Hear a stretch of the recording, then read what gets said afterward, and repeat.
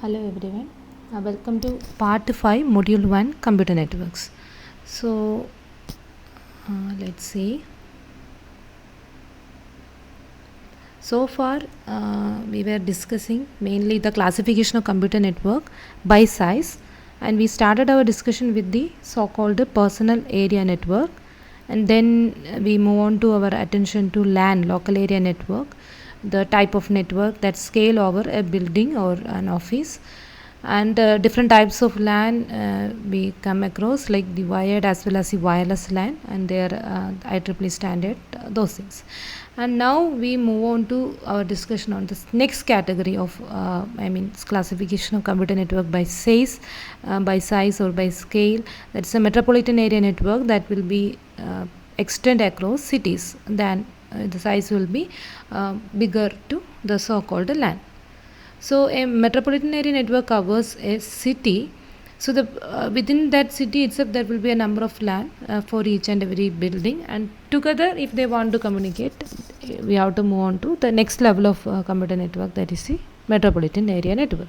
The best known example of a metropolitan area network are the cable television network that is available to many cities, and it will be covering a bigger area, right? The same cable connection you can make use of data transfer also, like what we are using right now.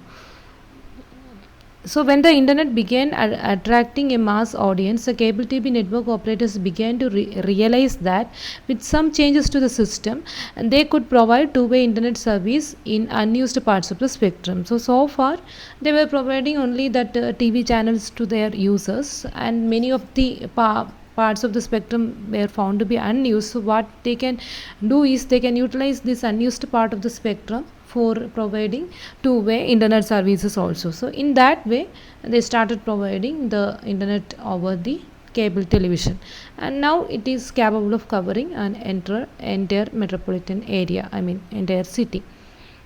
So at that point the cable TV system began to morph from simply a way to distribute television to a metropolitan area network. So initially it was only for distributing the television, and at that point people started thinking of morphing this existing technology into a new form, so where both television signals and the internet being fed into the centralized cable head end and subsequent distribution to people's homes. So head end is a point where that distribution is happening for the first time. So we will see that diagram. From that head end it will be distributed further to individual's home. Okay, so that connection point is given that name. Now, the cable television is not the only metropolitan area network though. So the recent developments in high-speed wireless internet access have resulted in another metropolitan area which has been standardized IEEE 802.16 and popularly known as WiMAX. So here you have to note on this, because similarly we already seen when we discussed the wireless LAN. When we discuss the local area network, we saw that we have this wireless LAN, that is IEEE 802.11, that is the Wi-Fi network, right? And similar to that, this is something, this WiMAX is the wireless interoperability for microwave access. So that is a full form of WiMAX. So just like this so-called Wi-Fi, this you can think like a wireless metropolitan area network, MAN. Okay, so the ink is spreading, wireless metropolitan area network, and it is being standardized as IEEE 802.16. So this is the wireless variation of metropolitan area network. So in addition to wired MAN, you can think of this wireless metropolitan area network also, and we have a standard for that, IEEE 802.16, otherwise called the wireless interoperability for microwave access, WiMAX standard. So again, just like that Wi-Fi or Ethernet, you can remember this as an example, and how these things are working, that we have to see it in detail. So the metropolitan area network based on cable TV, you can view like this. So as we already seen, we have the so-called head end where the information will be coming, and from this point it will be distributed to individual users, and to the next level of hierarchy we may be having the so-called junction box. So they are some kind of distribution centers, okay, and it is being connected to the internet. So this cable TV network is providing both the normal telecommunication, I mean TV channel, that kind of information, and internet simultaneously. So that about the metropolitan area network and an example for that. Now to the LAN, then WAN, then MAN. Now we have the WAN, that is a wide area network. So definitely the one which is extending across a country or a continent. So beyond that MAN, which is just covering a city. So wide area network spans a large geographical area, often a country or a continent. Okay, so that is the thing. So it is spreading across a country or a continent. Now the example, you can think of something called a company with the branch offices in different cities. So a particular company is having branches like city 1 branch is there, and in say city 2 another branch, and within this branch there will be a number of computers being connected by as it is a city, by a metropolitan area network, and here also there is another metropolitan area network, and together it forms the wide area network, something like that. So an organization being spread across the internet over a wider more than one cities, spread across a large area, okay. So each of these offices contains computers as usual. Here also we call the individual computers to be host, and these hosts are internet for running the user programs or the so-called application program. The rest of the network that connects this host is then called the communication subnet. So this the subnet, the terminology, the subset of the total network. In that way also, if we can view when it comes to IP addressing and all, subnet is having a different meaning. But in at this point, when they are explaining that wide area network, so what they mean by communication subnet means for minimum connection we need the host being connected by means of some cabling and also. Now in addition to that, the rest of the network that connects these hosts together. So host is just part of the wide area network, and these hosts are being connected to each other with the help of the communication subnet, or just a subnet for short, okay. So that part of the wide area network which is connecting the individual hosts together. So just a terminology, but don't confuse this with the subnet concept of subnetting when we study IP address, maybe in the 4th module, okay. So that is a different concept. But here they are using the term just to highlight that part of the network where the devices are being connected. Communication subnet.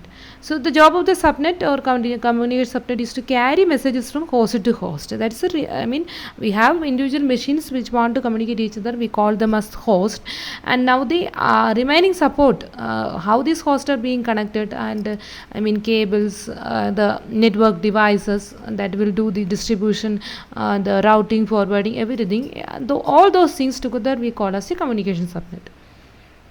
So mainly the communication subnet consists of two distinct components: the transmission line and the switching elements. Okay. So yes, the transmission line means the media we are using, and switching elements is the network devices which will perform that switching and forwarding. So transmission lines move the information that is in the form of bits between the machines. So they can be made of our normal media. It can be a copper media, optical fiber, or even when it comes to wireless, it can be some radio link or something similar to that. Now the switching elements, or simply switches, are the specialized computers. So they are not the normal host which are trying to communicate. So they have specific tasks of making this overall networking possible. So they are having specialized tasks, and we call them as specialized computers that connect two or more transition lines.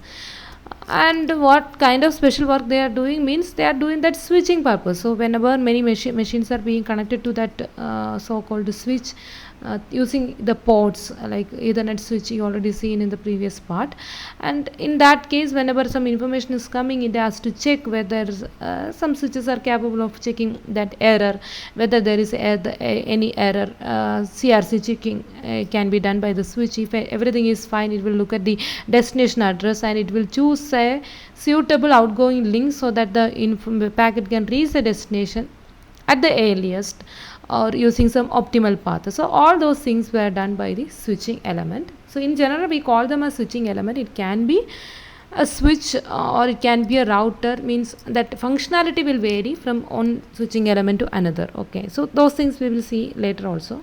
So when data arrive on the incoming line, the switching element must choose a suitable outgoing line on which that we can forward them. So there will be a number of outgoing lines, and out of them which is the optimal one, so that the data will correctly reach the destination. So these switching computers have been called by various names, like I already told. The name router is now most commonly used. So router, why we are using this term? Because it is doing the switching by running some algorithm on the background called routing algorithm, so which will consider many facts of the internet, including the current traffic congestion, the length of the path, and many other criteria, and it will be choosing, it will be outputting the optimal one, and to that particular optimal one we will send the data as the outgoing line. Okay, so that about the overview of wide area network. Now you can see a typical example. I taken from the Tannenbaum textbook. So where as we already explained, a simple example can be an organization that spread across, whose offices were spread across different multiple location, multiple geographical area. For example, here they have an organization for which we have 3 branches situated at 3 different locations of the country, Australia.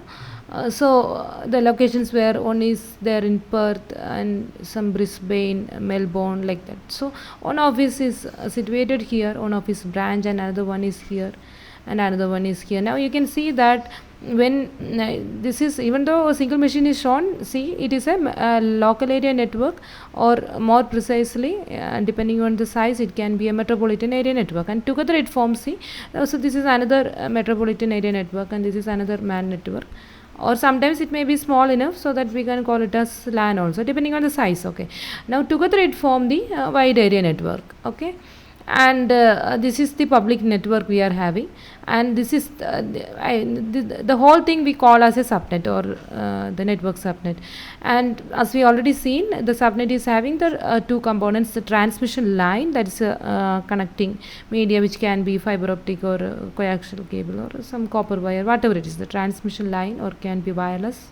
Okay, and the switching element, and switching element mostly we call it as a router. So these are all the routers, okay, or the switching element simply.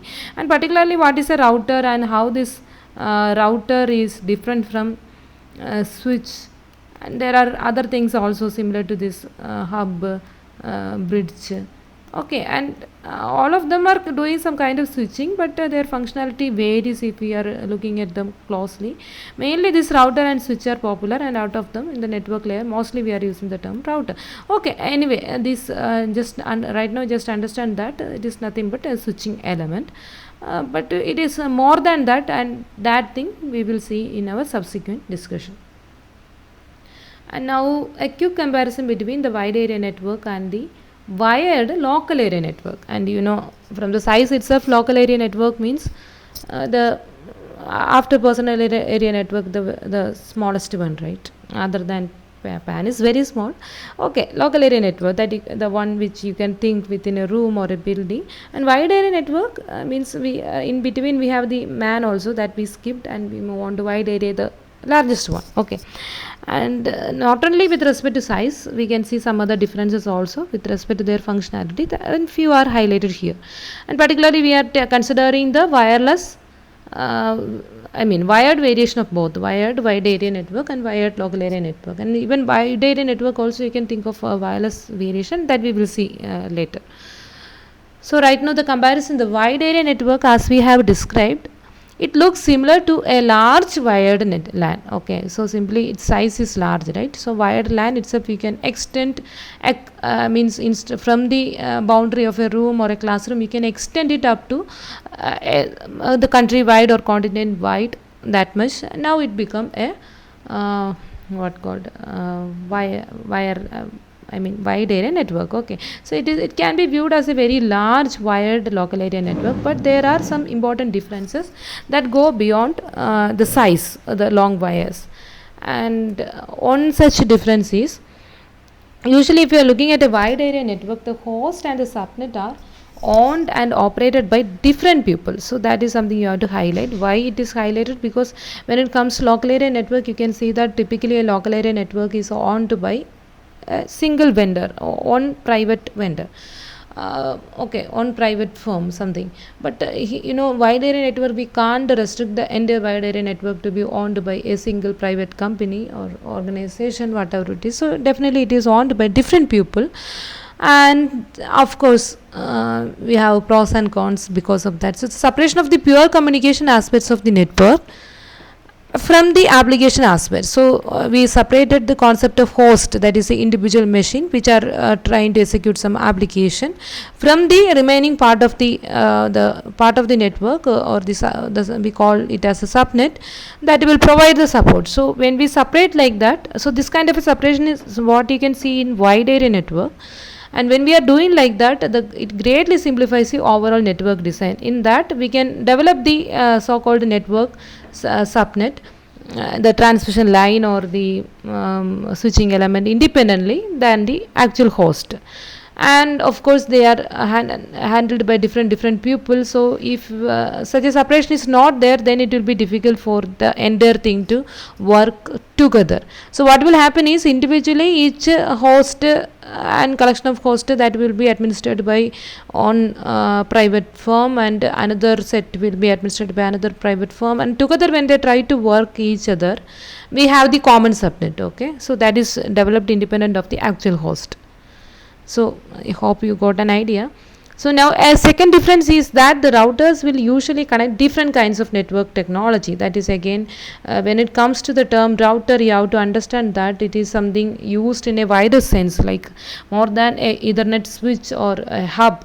When it comes to router, it is go for connecting different large wired LAN or different large metropolitan area networks together. So definitely when it tries to connect to different such entities, each one will be following their own network technology.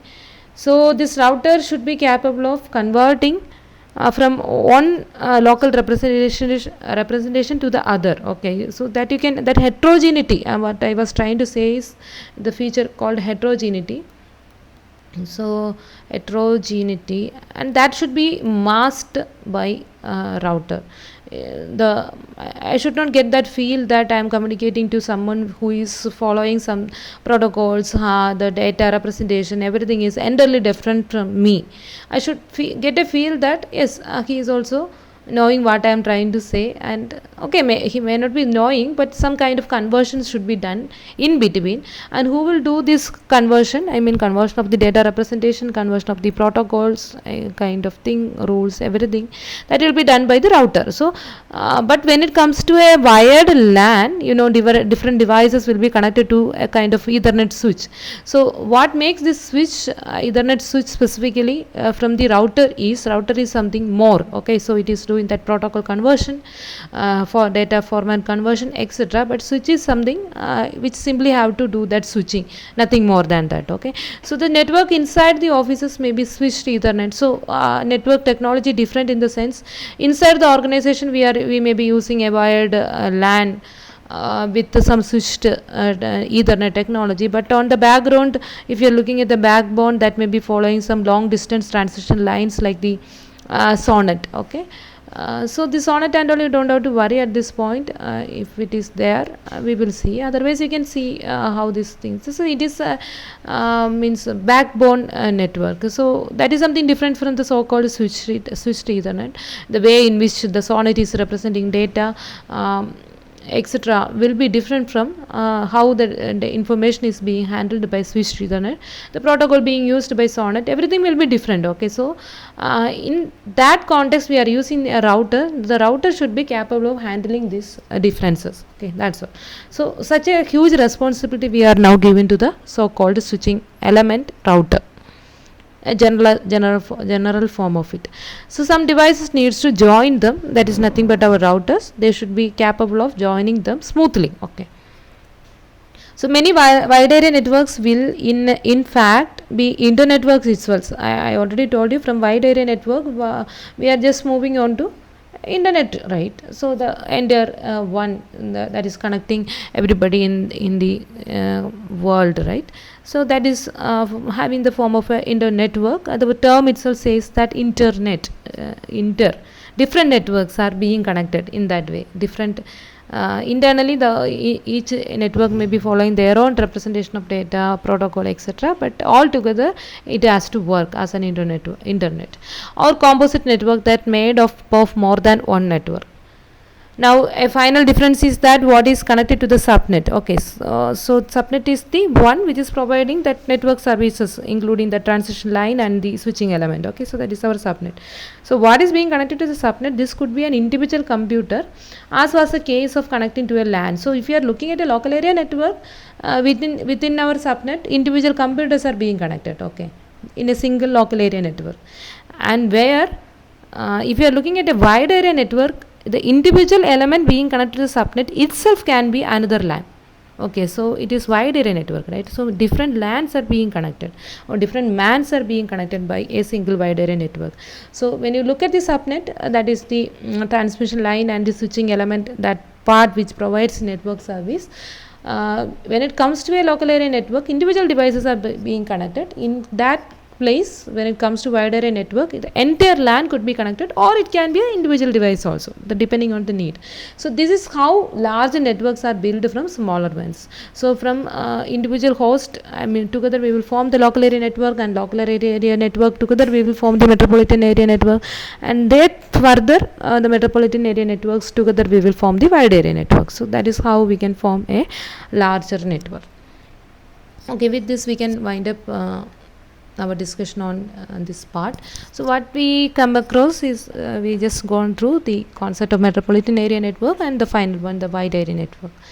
And now in the next part we will see some more things about this wide area network, and then we will end up with a comparison among all the different classification of networks by scale. Okay, and doubts you can ask when we are having the live session. Thank you.